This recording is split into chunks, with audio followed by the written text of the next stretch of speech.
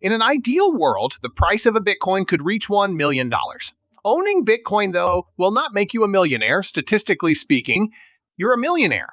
But then again, there are plenty of Zimbabwean millionaires. In nations that have experienced hyperinflation, there is a high concentration of millionaires. Personally, I don't see any use for it. The issue with it is that I did admit that. Look, investors have shocked me previously with their foolish actions and the size of bubbles that may form before they burst. No one ever went bankrupt by lowering their expectations of the American people's intelligence. Someone said, it is likely that the American investor is also affected because it is so easy to accomplish. I believe I have greatly misjudged their intelligence for a long time. A great deal of market fervor was generated upon the initial release of the Bitcoin exchange-traded funds. People were optimistic about generating a lot of money because prices rose rapidly. Many Bitcoin holders dumped their holdings when the ETFs promptly saw a 20% decline in value. This is a perfect example of a traditional sell the news scenario. However, the market recovered and achieved new heights despite this setback. The reason behind this is that following the Bitcoin EF conference in Miami, a lot of individuals are still optimistic and positive on Bitcoin. Nevertheless, there are many who remain skeptical despite all this optimism. American economist, financial broker, and founder of Euro-Pacific Capital Peter Schiff shared his unvarnished comments about the current state of Bitcoin ETFs in a debate with Anthony Pompliano. Schiff is pessimistic about Bitcoin's future prospects and believes the cryptocurrency will struggle to break through existing resistance levels in the absence of a major new driver. Schiff claims that Bitcoin's performance over the last 3 years has been relatively unchanged. Despite the recent positive coverage of Bitcoin's price, Schiff maintains that the exchange-traded funds were the cryptocurrency's final opportunity to attract new investors. You already know where we stand on this digital asset from our previous videos. On the other hand, we think it's critical to consider other people's perspectives in order to fully grasp the issue. Now, let's watch some videos where Peter Schiff gives his honest opinion on Bitcoin. With the presentation of these clips, we respectfully seek your assistance. You can show your support by giving our channel a like, commenting, and subscribing. We are grateful for your support, which motivates us to keep sharing updates about Bitcoin finance with everyone. Below is the video for your enjoyment. However, I simply do not believe that Bitcoin offers sufficient benefits to pique anyone's curiosity anymore. Honestly, there are a lot of other things out there that would be a better investment than Bitcoin. Back then, the majority of Wall Street was against Bitcoin. I had company. Bitcoin was widely criticized. It was ridiculed by all the famous people. Consequently, no one took full responsibility for it. El Salvador, MicroStrategy, and other things weren't there. Not all NFTs were in their possession. There was more potential reward for those who were willing to take a risk. Sure enough, it was like buying a lottery ticket. It paid off. The downside, though, is too great right now.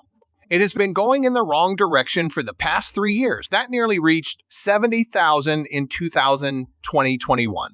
I see in the year 2024 precisely everything that's been spoken and found. If these exchange-traded funds, ETFs, are successful, it will be the last opportunity to lure in new investors.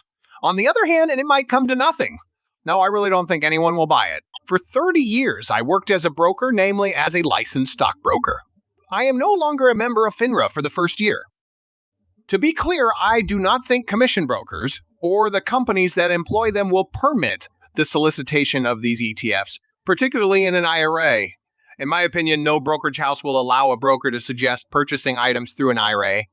Seriously, you're requesting a lawsuit that, if rejected, will result in a loss for you. Therefore, it is hard for me to understand. I will complete it. While I am still an employee of Euro-Pacific Asset Management, I do not believe that any of the other fiduciary money managers are. An accredited investment advisor is someone I am. Putting this in the portfolios is a risk that I don't believe most fiduciaries are willing to take. My opinion is that it is not. In my opinion, the demand for these exchange-traded funds will primarily originate from individuals making unsolicited purchases. Given the current state of the market, I seriously doubt it will be sufficient to make the kind of impact you're hoping for. No, I don't believe Bitcoin will reach $1 million unless hyperinflation occurs. Purely based on speculation, I do not believe that Bitcoin will trade up to $1 million It isn't apparent to me.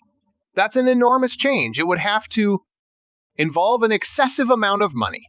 Additionally, I simply do not believe that there is a substantial amount of foolish money floating about.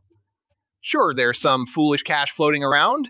I mean, it's possible for Bitcoin's price to reach 1 million. Owning Bitcoin, though, will not make you a millionaire. Statistically speaking, you're a millionaire, but then again, there are plenty of Zimbabwe millionaires. In nations that have experienced hyperinflation, there is a high concentration of millionaires. Many Venezuelans are millionaires, yet that money doesn't go very far. That being said, that is one possible path for Bitcoin's growth in that regard. In actuality, though, it will not rise. You might expect gold to be more expensive than 1 million Bitcoins. The notion of central banks utilizing Bitcoin as a safety net during economic crises is another one with which Peter Schiff disagrees. Bitcoin, in his opinion, is not a trustworthy or secure investment, since Bitcoin's value is quite volatile and could fall much worse than a country's currency. Schiff thinks it wouldn't be useful in such a situation. According to his reasoning, in times of economic hardship, central banks require liquid assets they can quickly convert into cash. Bitcoin isn't reliable enough to fulfill this condition. Schiff maintains that gold is the superior choice due to its long history of reliability as a store of value, and the fact that it does not introduce any additional risk or uncertainty. Now let's watch other clips of Peter Schiff explaining his position. I believe that central banks examine Bitcoin, but I do not believe that they are contemplating purchasing it. Looking at it in that way is what you meant. They take a look, but I seriously doubt they'll make a purchase. However, they have already begun purchasing gold and will do so in the future as well. They intend to purchase additional gold. How many, though? Dollarization is being de-dollarized. They are attempting to withdraw from the dollar market and have no intention of investing in Bitcoin. Obviously, they wouldn't do it. As a safety net, they need to find a conservative store of value. Bitcoin, no matter how much you love it, is not a stable, low-volatility investment vehicle. You couldn't protect your currency with Bitcoin in the event of an assault. Simply put, Bitcoin is more likely to experience a crash than your money. What I mean is that Bitcoin's value can fluctuate wildly and unexpectedly. That being the case, it might easily meet the standards set by a central bank. The potential benefits are being ignored. No central banker worth their salt would consider purchasing Bitcoin with the expectation that its value would skyrocket. No matter how high you think it could go, you still have to be willing to accept the possibility that it could fall far lower. Bitcoin might still crash at any second regardless of how far it goes. Consequently, a central banker would not keep that kind of asset as a reserve. Gold is its sole viable option when it comes to other fiat currencies. Now I may pick from a variety of currencies as a central banker.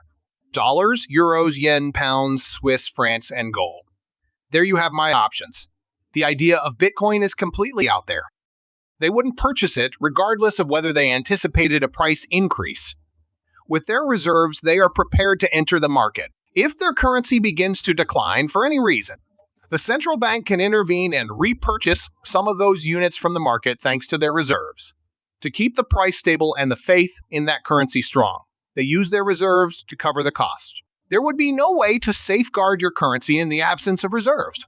It has no foundation. Therefore, it is essential to possess an asset that can be quickly and easily converted into money or used to support its price if necessary. You can't do that with Bitcoin because its future value is completely unpredictable. Additionally, dumping a large quantity of Bitcoin